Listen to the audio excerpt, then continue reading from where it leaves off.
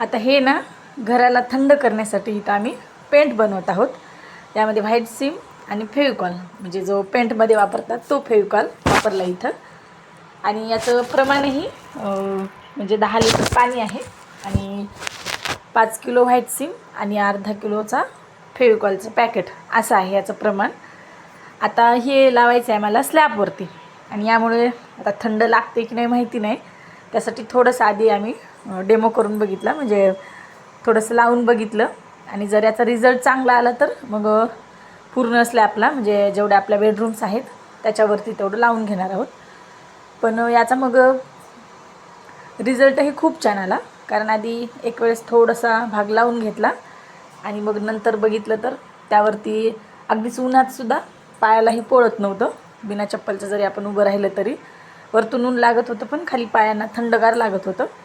म्हणून हा असा थोडासा पट्टा लावून घेतला इथं थोडासा भाग. आणि मग जर सक्सेस झालं तर दुसऱ्या दिवशी लाव असा विचार होता, पण ते सक्सेस झालं. आणि मग म्हणूनच पूर्ण जे बेडरूम आहे त्या बेडरूमवरती लावले. आता दुसरीकडे सगळ्या स्लॅबला लावता आलं असतं, पण यामुळं कसं यावरती आता पापड वगैरे आपण उन्हाळ्यात जे उन्हाळी वाळू घालता ते वाळणार नाहीत, कारण खूप थंड लागत होतं ते म्हणजे बिना चप्पलचं पण पायाला. मग वाळवणं नक्कीच यावरती वाळणार नाहीत म्हणून सगळ्या काही स्लॅबला लावलं नाही. जिथं जिथं बेडरूम्स आहेत त्या ठिकाणीच लावून घेतलं आहे. आता 2-3 बेडरूम आहेत आमच्या घरात, मग लावून घेतलं तिथं. मग आता ते थोडंसं लावल्याच्या नंतर आता तिसऱ्या दिवशी मग ते एक दिवस त्याचं बघितलं खाली पण थंड लागते का रूममध्ये आणि मग वरती पण. मग ते सगळा रिझल्ट चांगला आल्यामुळं आता पुन्हा परत आणखी तसंच सेम मिश्रण तयार करून लावलं. आता यावेळेस थोडंसं पातळ लावलं, कारण आधीचं खूपच घट्ट झालं होतं. आता जेवढं घट्ट लावाल तेवढं जास्तच थंड होणार, कारण त्यावरती थर जास्त येणार. पांढरा कलर म्हणजे पांढऱ्या कलरमुळे ऊन लागत नाही. आणि त्यातल्या त्यात थोडंसं हे जुनं बांधकाम आहे आमचं, मग ते शेवाळ्यामुळं थोडासा ब्लॅक कलर झाला होता त्याचा, त्यामुळं जास्तच खाली गरम लागत होतं.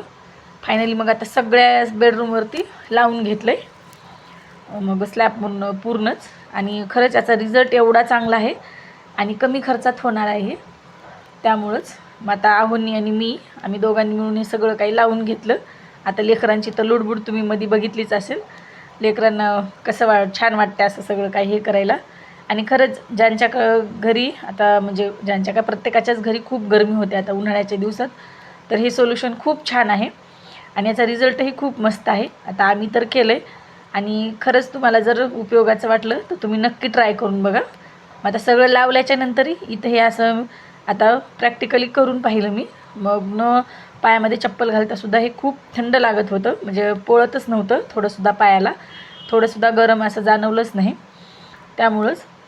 आणि हा आपला व्हिडिओ आवडला तर आपल्या चॅनलला नक्की सबस्क्राईब करा. धन्यवाद.